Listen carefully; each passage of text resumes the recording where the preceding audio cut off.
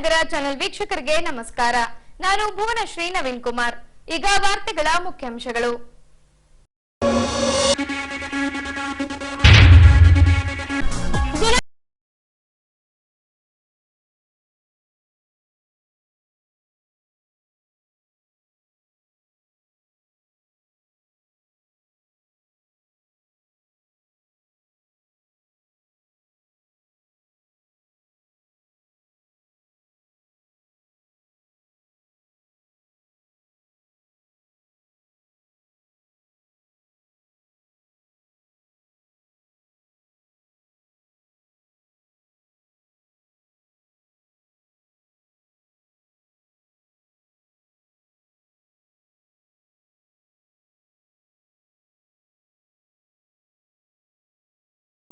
ಆಸ್ಪತ್ರೆಯ ವೈದ್ಯರ ಮಟ್ಟಗಳ ತಂಡ.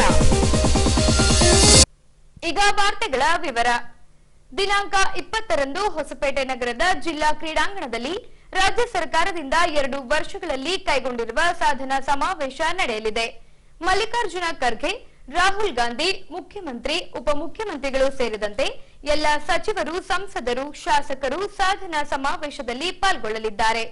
ಅಂದಿನ ದಿನದಂದೇ ಸಕ್ಕರೆ ಕಾರ್ಖಾನೆಗೆ ಅಡಿಗಲ್ಲು ಹಾಕುವ ಕುರಿತಾಗಿ ಮುಖ್ಯಮಂತ್ರಿಗಳು ದಿನಾಂಕವನ್ನ ಘೋಷಣೆ ಮಾಡಲಿದ್ದಾರೆಂದು ಉಸ್ತುವಾರಿ ಸಚಿವ ಜಮೀರ್ ಅಹಮದ್ ಖಾನ್ ಅವರು ಮಾಧ್ಯಮಗಳಿಗೆ ತಿಳಿಸಿದ್ದಾರೆ.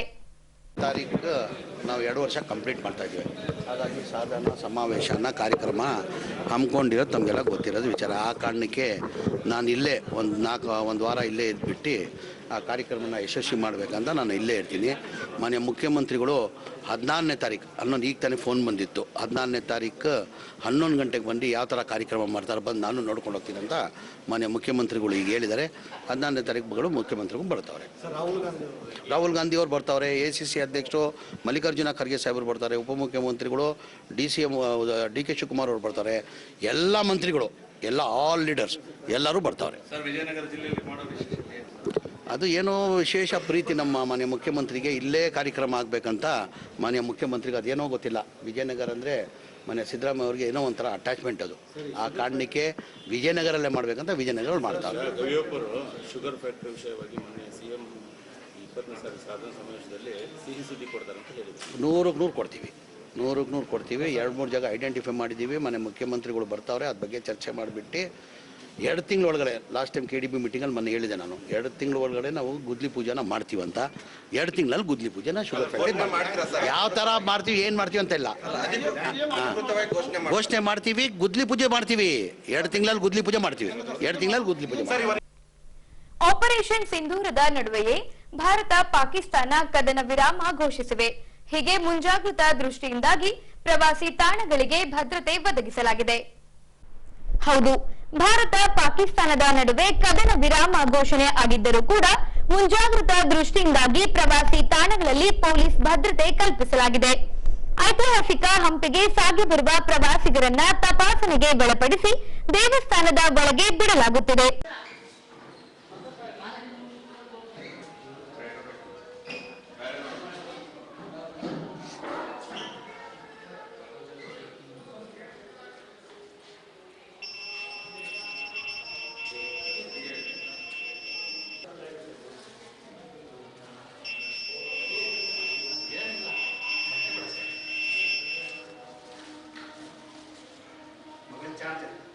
ಚಾರ್ಜರ್ ರೈಟ್,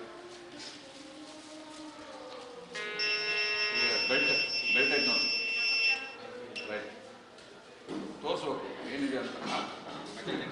ಅದೇ ಅದಕ್ಕೋಸ್ಕರ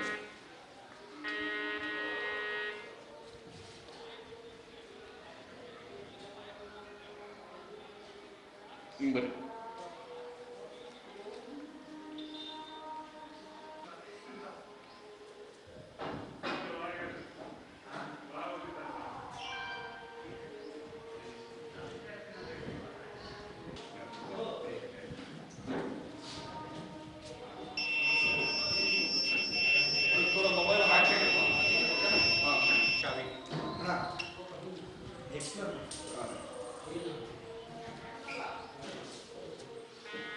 सर नमस्ते। सर नमस्ते। इस आपको गुजरात से हम्पी आए देखने के लिए हम्पी का ओरिजिनल फिश कृष्ण हनुमान जी का जन्म स्थल ये पंपा क्षेत्र, पंपा तीर्थ बोलना साक्षात परमेश्वर आगे तो तपस करके शिवा पार्वती गिरजा कल्याण हो गए जगह हेमकुंड पर्वत मेन स्वयंभूलिंग दक्षिण काशी अंधका शिवलिंग पंपा देवी पार्वती देवी कर्नाटक माता भुवनेश्वरी देवी ये सारी जो बाजार मार्केट हम्पी बाजार 14th century हरिहर मुक्तराटा में से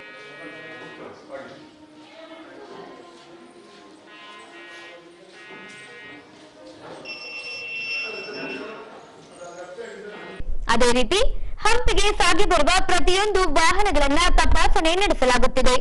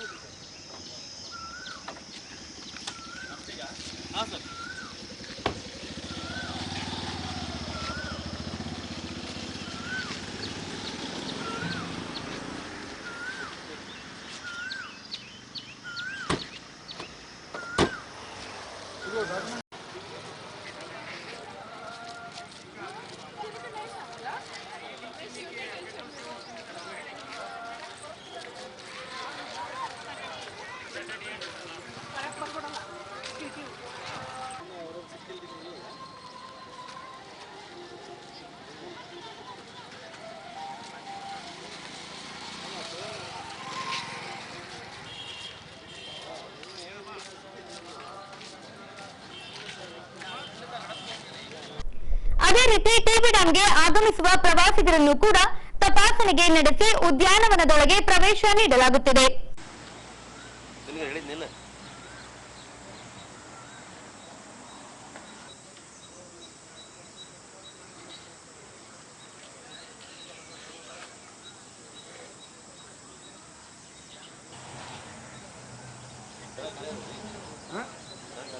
ಇವರೊಂದಿಬ್ಬರು ನಿಂದಿರ್ಸಿಲಿ ಅವರೊಬ್ಬರು ಫ್ಯಾಮಿಲಿ ಅದಾರ.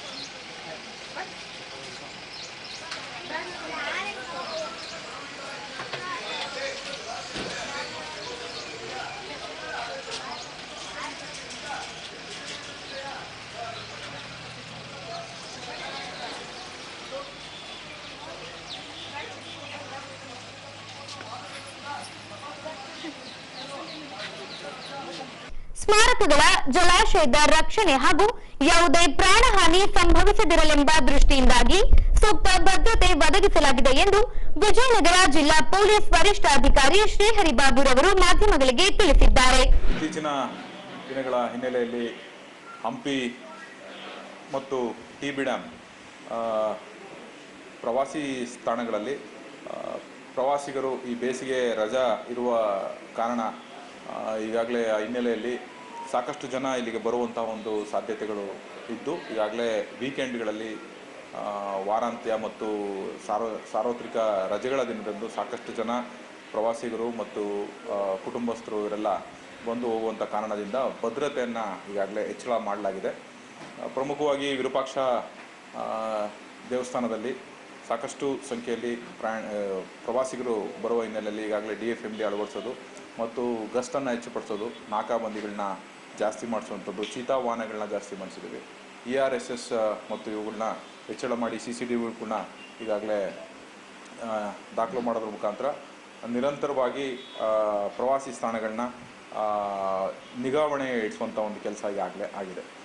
ಅದೇ ರೀತಿ ಟಿ.ಬಿ. ಡ್ಯಾಮ್ನಲ್ಲಿ KSISF Karnataka industrial security force ಏನಿದೆ, ಈಗ ಒಂದು DYSP, ಒಂದು ಇನ್ಸ್ಪೆಕ್ಟರ್ ಮತ್ತು ಸುಮಾರು 39 ಜನ ವಿಶೇಷ ಸಿಬ್ಬಂದಿಯವರು ಕೂಡ ಅಲ್ಲಿ ಕರ್ತವ್ಯ ನಿರ್ವಹಿಸುತ್ತಿದ್ದಾರೆ. ಅವ್ರ ಜೊತೆಗೆ ನಿರಂತರವಾಗಿ ನಮ್ಮ ಶ್ವಾನದಳ ಇರ್ಬೋದು ಮತ್ತು DFMD ಇರ್ಬೋದು ಹೋಗಿ ಪರಿಶೀಲನೆ ಮಾಡುವಂಥ ಕೆಲಸನೂ ಮಾಡ್ತಾ ಇದೆ. ಕಳೆದ ಒಂದು ವಾರದಿಂದ ಈಗಾಗಲೇ ಒಂದು ಮಾಕ್ ಡ್ರಿಲ್ನ ಕೂಡ ಈಗಾಗಲೇ ಮುಕ್ತಾಯ ಮಾಡಿದ್ದು ಅಲ್ಲಿರುವಂಥವ್ರಿಗೆಲ್ಲರಿಗೂ ಹೇಗೆ ಅಂತ ಒಂದು ವಿಪತ್ತಿನ ಸಂದರ್ಭ ಬಂದಂಥ ಸಂದರ್ಭದಲ್ಲಿ ಹೇಗೆ ಅದನ್ನು ಹ್ಯಾಂಡಲ್ ಮಾಡಬೇಕು ಮತ್ತು ಅದನ್ನು ನಿರ್ವಹಣೆ ಮಾಡಬೇಕು ಅನ್ನೋದ್ರ ಬಗ್ಗೆ ಕೂಡ ಸೂಕ್ತ ತಿಳುವಳಿಕೆ ನೀಡಲಾಗಿದೆ.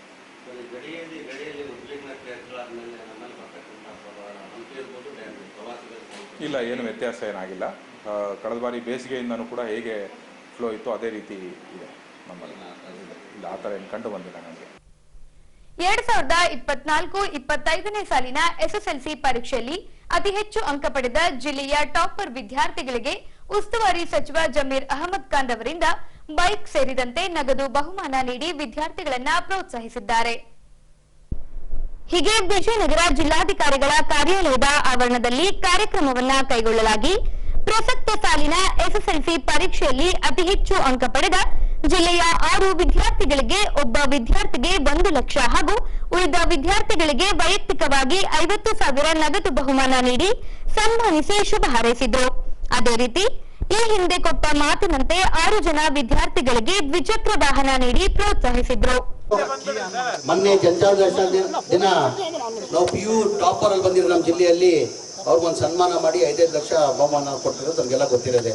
ಅವತ್ತು ನಮ್ಮ ಯಶವಂತ್ ಅಂತ ಹೇಳ್ಬಿಟ್ಟು ಹುಡುಗ, ಸರ್ SSLC ನಾನು ಟಾಪರ್ 1 ಮಾರ್ಕ್ಸ್ ಅಲ್ಲಿ 625ಗೆ 624 ತೊಗೊಂಡಿದ್ದೀನಿ, ನಮಗೂ ಏನಾರ ಒಂದು ಇದು ಮಾಡಿ ಸರ್ ಎನ್ಕರೇಜ್ ಮಾಡಿ ಅಂತ ಬಂದು ಕೇಳ್ಕೊಂಡು ಆವತ್ತು ನಾನು ಹೇಳಿದೆ, ಯಾರ್ಯಾರು ಟಾಪರ್ 620 ಮೇಲೆ ಬಂದಿರ್ತಾರೆ ಅವ್ರಿಗೆಲ್ಲ ಸನ್ಮಾನ ಮಾಡಿ ಒಂದು ವೆಹಿಕಲ್ ಕೊಡ್ತೀನಿ ಅಂತ ತೀರ್ಮಾನ ಮಾಡಿದ್ದೆ. ಇವತ್ತು ಎಲ್ಲರಿಗೂ ಒಂದು ವೆಹಿಕಲ್ ಕೊಟ್ಟು ಟಾಪರ್ ಯಾರು ಯಶವಂತು 625ಗೆ 624 ತೊಗೊಂಡಿದ್ದಾನೆ, ಅವನು 1 ಲಕ್ಷ ರೂಪಾಯಿ ಬಹುಮಾನ. ಬೇರೆಯವರೆಲ್ಲ 1% ಕಡಿಮೆ 621 ತೊಗೊಂಡಿದ್ದಾರೆ, ಅವರಿಗೆಲ್ಲ 50,000 ರೂಪಾಯಿ ಬಹುಮಾನ ಕೊಟ್ಟಿದ್ದೀವಿ. ಕಾರಣ ಏನಕ್ಕಂದರೆ ಮಕ್ಕಳಿಗೆ ಎನ್ಕರೇಜ್ ಮಾಡೋಕ್ಕೆ, ಗಾಡಿ ಅಂತೂ ಅವ್ರು ಓಡಿಸೋಕ್ಕೆ ಸಾಧ್ಯ ಆಗಲ್ಲ, ಏನಿಗೆ ಓಡಿಸೋಕ್ಕೆ ಸಾಧ್ಯ ಅಲ್ಲ, ಲೈಸೆನ್ಸ್ ಇಲ್ಲ ಅವ್ರ ತವ. ಹಾಗಾಗಿ ಇವ್ರಿಗೆ SSLC ಏನಾಗಿದೆ, ಮಕ್ಕಳಿಗೆ ಭವಿಷ್ಯದಲ್ಲಿ ಎಜುಕೇಷನಲ್ಲಿ 3 ಮೆಟ್ಲು ಇರ್ತದೆ. ಮೊದಲೇ ಮೆಟ್ಲು 7ನೇ ಕ್ಲಾಸ್ ಪಾಸ್ ಆದರೆ ಅವನೊಂದು ಮೆಟ್ಲು ಹತ್ತಂಗೆ, ಇನ್ನೊಂದು 2ನೇ ಮೆಟ್ಲು ಯಾವುದಂದರೆ SSLC ಪಾಸ್ ಆದರೆ ಇನ್ನೊಂದು ಮೆಟ್ಲು ಎತ್ತಂಗೆ, ಆಮೇಲೆ 3ನೇ ಮೆಟ್ಲು ಯಾವುದಂದರೆ PU ಸೆಕೆಂಡ್ ಇಯರ್ ಪಾಸ್ ಆದರೆ 3ನೇ ಮೆಟ್ಲು ಆಮೇಲೆ ಅವ್ನು ಇಂಜಿನಿಯರ್ ಆಗ್ತಾನೋ, IAS ಆಗ್ತಾನೋ, KS ಆಗ್ತಾನೋ, ಅವನ ಮೇಲೆ ಡಿಪೆಂಡ್. ಆ ಕಾರಣಕ್ಕೆ ಮಕ್ಕಳನ್ನ ಎನ್ಕರೇಜ್ ಮಾಡಬೇಕು, ಬೇರೆ ಮಕ್ಕಳು ಓದ್ಬೇಕು ಚೆನ್ನಾಗಂತ ಹಿನ್ನೆಲೆಯಲ್ಲಿ ಇದೆಲ್ಲ ನಾವು ಕಾರ್ಯಕ್ರಮನ ಹಮ್ಮಿಕೊಳ್ತಾ ಇರೋದು. ಈ ವೆಹಿಕಲ್ ಕೊಡ್ತಾ ಇರೋದು ಮಕ್ಕಳು ಓಡಿಸಂಗಿಲ್ಲ, ಮಕ್ಕಳೇ ತಾವು ಓಡಿಸಂಗಿಲ್ಲ. ತಮ್ಮ ಕಡೆಯಿಂದ ಈಗಲೇ ನಿಮ್ಮ ತಂದೆ ತಾಯಿ ಏನು ಮಾಡ್ತಾರೆ, ಎಲ್ಲ ತಂದೆ ತಾಯಿಗಳು ಮಕ್ಕಳು ನಾವು ನಮ್ಮ ಮಕ್ಕಳು ಎತ್ತರದಲ್ಲಿ ಬೆಳಿಬೇಕು, ಇದಾಗಬೇಕು ಅಂತ ಹೇಳ್ಬಿಟ್ಟು ಭಾಳ ಆಸೆ ಇಟ್ಕೊಳ್ತಾರೆ. ಅವ್ರನ್ನ ಇವತ್ತು ತಾವು ಸಾಬೀತುಪಡಿಸಿದ್ರೆ ನಮ್ಮ ಮಕ್ಕಳು ನಾವು ಅಂತ ಹೇಳ್ಬಿಟ್ಟು ತಾವು ಸಾಬೀತು ಮಾಡಿ ಅವ್ರ ಕಡೆ ನಿಮ್ಮಿಂದ ಅವ್ರು ವೆಹಿಕಲ್ ಕೊಟ್ಟಂಗೆ. ಯಾರಿಗೆ ತಂದೆನೋ ತಾಯಿಗೆ ನಿಮ್ಮ ಕಡೆಯಿಂದ ಈ ವೆಹಿಕಲ್ ಯಾರಪ್ಪ ಇದ್ದಾರೆ, ಪೇರೆಂಟ್ಸ್ ಯಾರಿದ್ದಾರೆ ನಿಮ್ಮ ಮಕ್ಕಳಿಂದ ನೋಡಿ ಎಷ್ಟು ಪುಣ್ಯ ಮಾಡಿದಿರ, ನೀವೆಲ್ಲ ಎಷ್ಟು ಪುಣ್ಯ ಮಾಡಿದಿರ ನೋಡಿ. ಇನ್ನು ಮುಂದೆ ಹೋಗಿ ಏನೇನಾಗ್ತಾರೋ ಗೊತ್ತಿಲ್ಲ. ಇವರು ನೋಡಿ ಓದಿ ಚೆನ್ನಾಗಿ ಮಾಡಿಸ್ಕೊಂಡಿದ್ದಕ್ಕೆ ಕಾರಣಕ್ಕೆ ನಿಮ್ಮ ಅವ್ರ ಮಕ್ಕಳಿಂದ ನಿಮ್ಗೆ ವೆಹಿಕಲ್ ಸಿಗ್ತಾ ಇರೋದು. ದಯಮಾಡಿ ಮಕ್ಕಳನ್ನ SLC ಇದು ಲೈಸೆನ್ಸ್ ಮಾಡೋರ್ಗು ಮಕ್ಕಳನ್ನ SLC ಓಡ್ಸೋಕೆ ಕೊಡಬಾರ್ದು ಗಾಡಿ, ಆಯ್ತಪ್ಪ. ದೇವರೆಲ್ಲ ಒಳ್ಳೇದಾಗಲಿ ಅಂತ ಹೇಳ್ತಾ, ಇನ್ನು ಮುಂದಿನ ದಿನ ಅಲ್ಲಿ ಎತ್ತರಲ್ಲಿ ಬರಬೇಕು. ತಿರ್ಗಾ ಇದು ಮಾಡ್ತಾ ಇದೆಯಾ ಅಂತಲ್ಲ, ನೀನು ಮಾಡ್ತಾ ಇದೆಯಾ? ಈಗಂದ್ರೆ 625 ತೊಗೊಂಡೋಗ್ಬೇಕು, 624 ತೊಗೊಂಡ್ಯಾ? ನೀನೇನಾರ ಈ ಎಕ್ಸಾಮ್ ಕೊಟ್ಟು 624 ಏನಾರು ತೊಗೊಂಡ್ರೆ ನಿಂಗೆ 5 ಲಕ್ಷ ಬಹುಮಾನ ಕೊಡ್ತೀನಿ, ಆಯ್ತಾ? ಹೊಸಪೇಟೆ ರೋಟರಿ ಕ್ಲಬ್ನಿಂದ ಹಲವು ಜನಪರ ಕಾರ್ಯಕ್ರಮಗಳನ್ನ ಮಾಡಿಕೊಂಡು ಬರಲಾಗುತ್ತಿದೆ. ಅದರಲ್ಲಿ ಉಚಿತ ಆರೋಗ್ಯ ಹಾಗೂ ಶಸ್ತ್ರಚಿಕಿತ್ಸೆಯು ಪ್ರಮುಖ ಸೇವೆಯಾಗಿದೆ.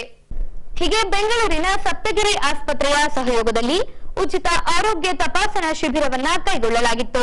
ಇದರಲ್ಲಿ ವೈದ್ಯರಿಂದ ಹೃದಯ ರೋಗ, ನರರೋಗ, ಕ್ಯಾನ್ಸರ್ ಹಾಗೂ ಮೂತ್ರಪಿಂಡದ ಕಲ್ಲು ಕಾಯಿಲೆಗಳ ಕುರಿತಾಗಿ ತಪಾಸಣೆ ನಡೆಸಿ ವೈದ್ಯಕೀಯ ಸಲಹೆ ನೀಡಿದ್ರು.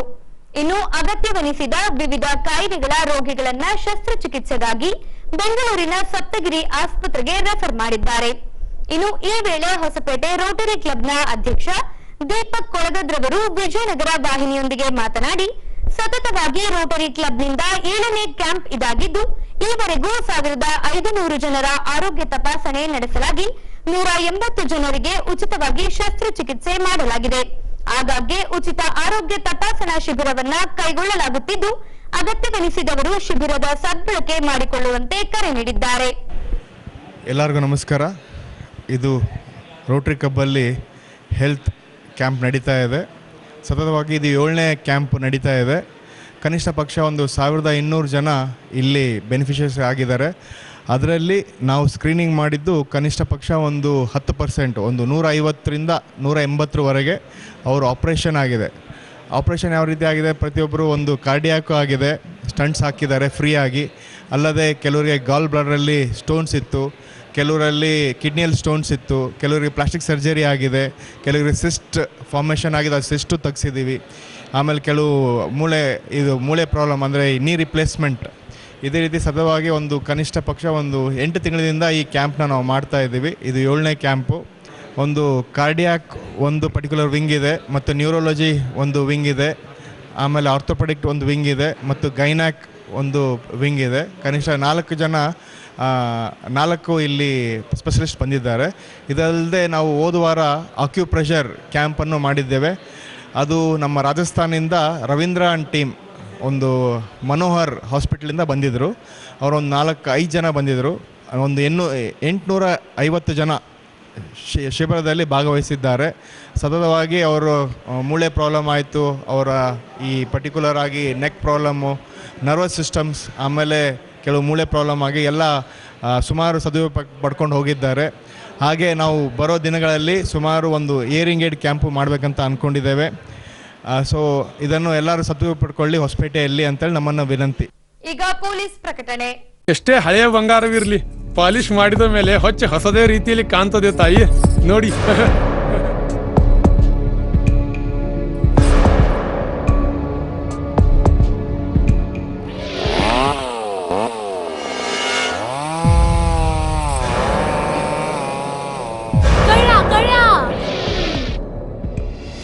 ತಾಯಿ, ನಿಮ್ ಮೈ ಮೇಲೆ ಅದೋ ಹೊಲಸು ಬಿದ್ದಿದೆ.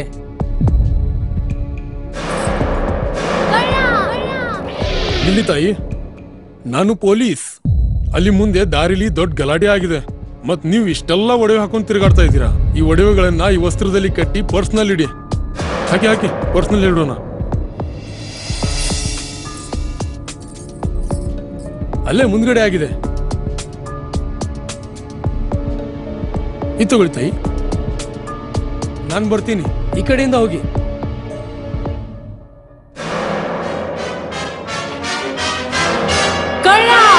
ಇಂತಹ ಮೋಸದ ಸಂಗತಿ ನಿಮಗೂ ನಡೆಯಬಹುದು. ತಮ್ಮ ಬೆಲೆ ಬಾಳುವ ಒಡವೆ ಆಭರಣ ವಸ್ತುಗಳನ್ನು ಎಚ್ಚರಿಕೆಯಿಂದ ಕಾಪಾಡಿ. ಯಾವುದೇ ಮಾತುಗಳಿಗೆ ಮರುಳಾಗಬೇಡಿ. ಸಂಶಯಾಸ್ಪದ ರೀತಿಯಲ್ಲಿ ಯಾರಾದರೂ ಕಂಡು ಬಂದರೆ ಸಮೀಪದ ಪೊಲೀಸ್ ಠಾಣೆಯನ್ನು ಸಂಪರ್ಕಿಸಿರಿ. ಈಗ ಕೊನೆಯಲ್ಲಿ ಮತ್ತೊಮ್ಮೆ ವಾರ್ತೆಗಳ ಮುಖ್ಯಾಂಶಗಳು.